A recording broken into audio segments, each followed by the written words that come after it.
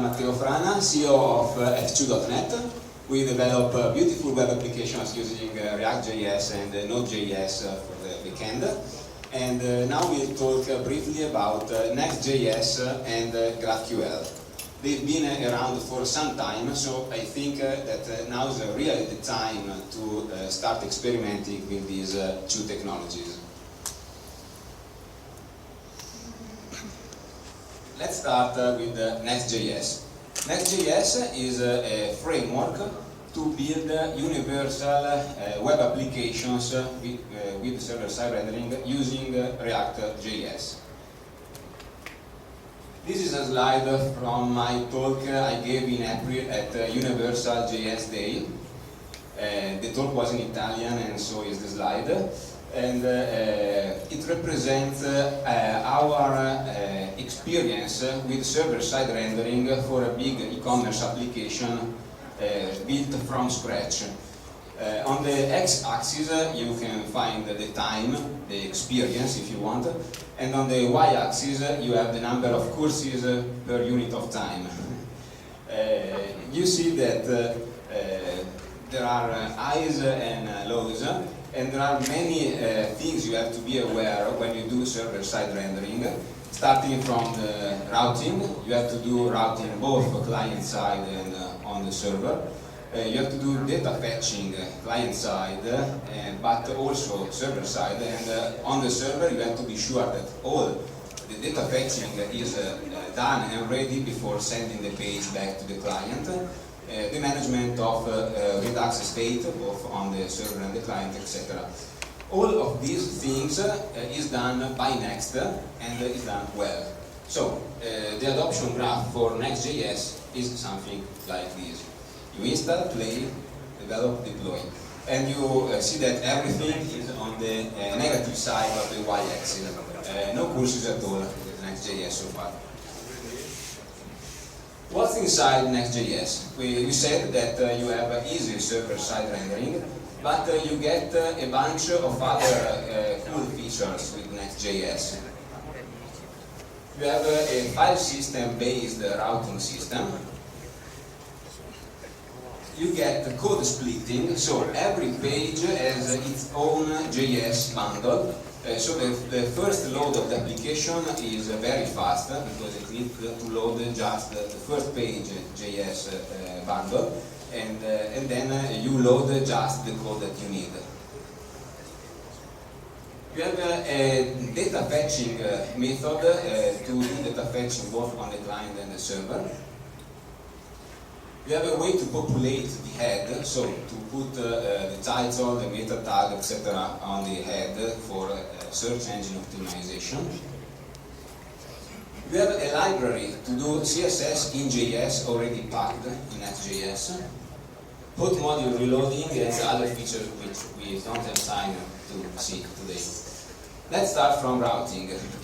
You get an automatic route for every file under the pages directory. So, if you have an index file, maybe it's a light gray, but here's the pages directory. If you have an index.js file, it gets /route. The about.js file under the pages directory has its about route. You have a link component, which is similar to the link component of React Router, but you see that we have this prefetch attribute.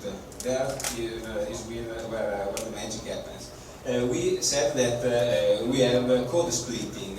So the advantage is that the first load is very quick, but then for every page change, you have to load another JS file. If you know that the user is likely to click on a link, you can set this prefetch attribute so that Next.js will automatically, using a service worker in background, load the Next.js file, so that when you click on the link, the JS file will be already cached and ready. For to do isomorphic data fetching, you can expose a get initial props async static method on your component, and that method will be called by Next.js both on the client and the server. The first page you load it will, the data fetching will be done on the server, and then as you navigate through the application, data fetching will be done on the client side, of course. The getInitialProps method receives a context object so that you can access parameters in the URL, and it must return a promise which resolves to a plain object. That object will populate your component props. To populate the head, to have a search engine optimization, you can use the head component. Before using Next, we used the helmet library to do these sort of things. With Next, you have already inside Next the head component, so that you can, for every view, set your title, meta tags, etc. As for CSS in JS solution, Next.js uses style.jsx. Then you can change it with whatever CSS in JS library you want, but you have already there style.jsx, which has full CSS support. You get isolated scope, so every component has its CSS variables. Even children components don't inherit the CSS variables of the parent. You get automatic vendor prefixing, and this library is very fast. Everything in Next.js is customizable. So you can use React, or as we said before with the talk of Massimiliano, you can change React with an alias to P-React or Inferno. You can customize the server, so you can write your own Express server or Happy.js server, whatever you want. You can customize the default HTML document, change the configuration of Next.js. Next.js philosophy is a convention over configuration, but you can change every parameter of Next.js, and change the Webpack and Babel configuration. If you're asking, may I use Next.js with, you name it, Semantic UI, Redux, Mobix, Redux Saga, Socket.io? Yes. There's an example for whatever thing you may think of. In the examples folder of Next.js, you find many examples. Some experiment ideas to try Next.js right now. You could build a static website, for example, with the performance of a single page application. You know that you have a search engine optimization, so you can use it for a website without any search engine related problems. Or maybe a website based on headless CMS. So button CMS, contentful, graph CMS, or also using, you may also use the REST APIs of WordPress. Let's see GraphQL. GraphQL is a query language for APIs, and it's a sort of alternative to the REST paradigm. Here it's me knocking at the backend door, knocking at the backend door, and I'm asking for a new field to be added to the get payload of the invoice endpoint, for example.